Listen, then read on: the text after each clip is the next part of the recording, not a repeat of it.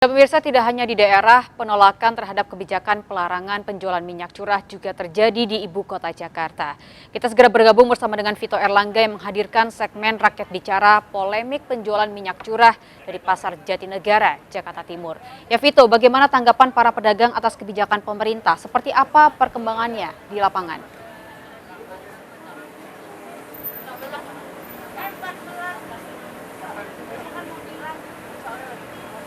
Ya, baik Lady dan pemirsa, mulai 1 Januari 2022 seperti diketahui pemerintah akan melarang peredaran minyak goreng curah di pasaran. Hal ini dikarenakan minyak goreng curah memiliki harga jual yang tergantung pada harga jual minyak sawit atau CPO, yang mana jika harga CPO mengalami kenaikan, hal ini akan diiringi dengan melonjaknya harga minyak goreng curah di pasaran. Untuk mengatasi hal tersebut, pemerintah kemudian akan melakukan pelarangan peredaran minyak goreng curah di pasaran mulai awal tahun 2022. Meskipun demikian, namun berdasarkan pemantauan kami di salah satu pasar di Jakarta, yaitu di Pasar Jatinegara, masih terdapat sejumlah pedagang yang masih menjual minyak goreng curah seperti yang ada di tangan saya, yang mana seperti diketahui bahwa memang 1 bulan lagi peredaran dari minyak goreng curah ini akan diberhentikan atau dilarang oleh pemerintah Indonesia. Lantas apa alasan mereka tetap melakukan penjualan minyak goreng curah serta bagaimana respon mereka terkait dengan penerapan kebijakan ini? Saya akan mengajak Anda langsung berbincang dengan salah satu pedagang di Pasar Jatinegara, Jakarta Timur. Selamat siang, Pak. Pak, boleh ngobrol sebentar bersama RCTI, Pak? Sebentar. Boleh ikut saya, Pak? Sebentar. Baik. Ya, mohon izin Pak, dengan Bapak siapa? Mohon maaf. Muhammad Abdurrahman. Pak Muhammad Abdurrahman ya. Pak Muhammad Abdurrahman, ini kan saya lihat juga menjual minyak goreng curah, Pak. Pak, seperti diketahui bahwa memang awal tahun besok pemerintah akan melakukan pelarangan terkait dengan penjualan minyak goreng curah di pasaran. Seperti apa tanggapan Bapak dan kenapa masih hingga saat ini masih menjual minyak goreng curah tersebut, Pak? Ya, karena minyak goreng curah itu banyak peminatnya, Pak. Kalau memang nanti pemerintah mau melarang, itu sangat merugikan kita rakyat kecil. Baik. Karena minyak curah itu diminati oleh tukang gorengan, seperti warteg, tukang-tukang martabak, kan itu. Kalau diganti dengan kemas, nanti kurang bagus gitu ya. Pak, biasanya ini sudah ada langganan atau seperti apa? Dan ini mayoritas yang membeli itu adalah rumah tangga atau memang cuma pedagang aja, Pak, yang untuk yang membeli minyak goreng curah ini, Pak? Ya, sudah ada langganan ya. Di langganan antara lain ya itu warteg, tukang gorengan, kemudian rumah tangga juga, kan itu. Pak, kalau boleh tahu, untuk jarak harga kalau kita bandingkan dengan minyak goreng kemasan dan minyak goreng curah, apa yang membuat para pedagang lebih memilih untuk membeli minyak goreng curah, Pak?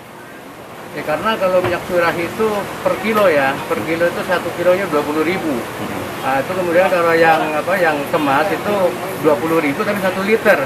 Baik. Itu sekitar kurang lebih 2 sampai 1/4 kilo mungkin gitu ya. Lebih Baik. banyak yang per kilonya itu. Iya. Baik. Pak, berarti untuk harga jual ini tentu lebih murah dari minyak goreng curah. Nah, dengan adanya kebijakan ini, apakah nanti akan berpengaruh ke omset penjualan, Pak?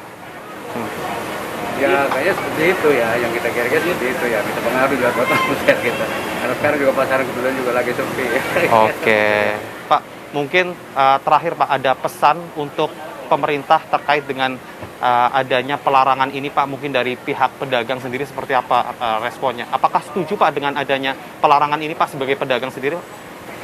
Ya, saya kira kurang setuju. Yang jelas nggak setuju kalau memang itu minyak curah itu ditiadakan itu ya, nggak setuju karena itu untuk rakyat kecil itu sangat membantu kalau memang ada minyak curah.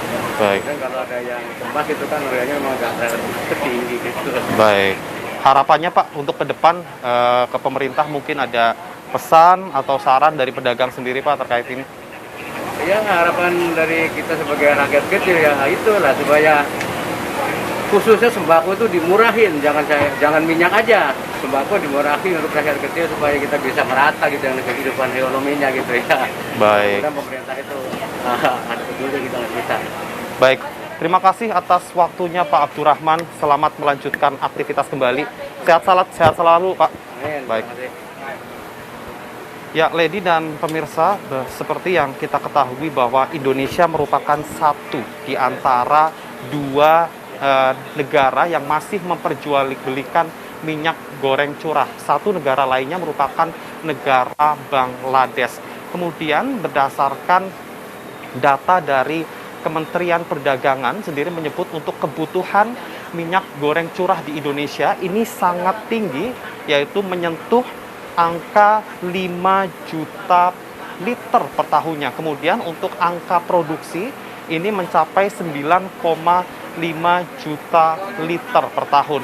Kemudian untuk mengetahui perbedaan antara minyak goreng curah dengan minyak goreng kemasan, kami akan membantu Anda untuk merangkum, yaitu kita dapat melihat dari sisi kualitas. Perbedaan antara minyak goreng curah dengan minyak goreng kemasan ini tentu berbeda, memiliki kualitas yang berbeda, yang mana untuk minyak goreng curah sendiri kita tidak dapat mengidentifikasi seperti apa bahan yang digunakan dan kandungan gizi yang terdapat di dalamnya. Hal ini dikarenakan minyak goreng curah tidak melalui pengawasan dari Badan Pengawas Obat dan Makanan. Kemudian untuk dari perbedaan kedua yaitu dari sisi harga. Memang jika kita melihat untuk harga minyak goreng curah ini cenderung relatif lebih murah dibandingkan dengan minyak goreng kemasan, yang mana hal ini dikarenakan minyak goreng curah memiliki proses atau dalam produksinya memangkas anggaran pemasaran dan pengemasan. Kemudian kita lihat yang ketiga yaitu dari sisi pemasaran, yang mana seperti kita ketahui untuk minyak goreng curah ini kita hanya bisa temui di pasar-pasar tradisional saja.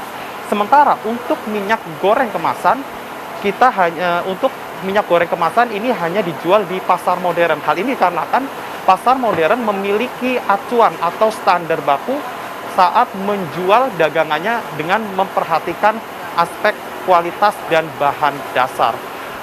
Meskipun pemirsa seperti yang kita ketahui bahwa meskipun hingga saat ini kebijakan pelarangan minyak goreng curah di Indonesia ini masih menjadi polemik, namun sebentar lagi pemerintah secara resmi akan melakukan pelarangan terhadap peredaran minyak goreng curah untuk bisa menstabilkan harga minyak goreng. Senang atau tidak senang, masyarakat dan semua elemen dituntut untuk siap beralih dari minyak goreng curah menuju ke minyak goreng kemasan. Sekian Rakyat Bicara langsung dari Pasar Jatinegara, Jakarta Timur. Kembali ke Anda, Lady. Baik, terima kasih Vito Erlangga melaporkan langsung dari Pasar Jatinegara, Jakarta Timur. Jaga kesehatan dan selamat bertugas kembali.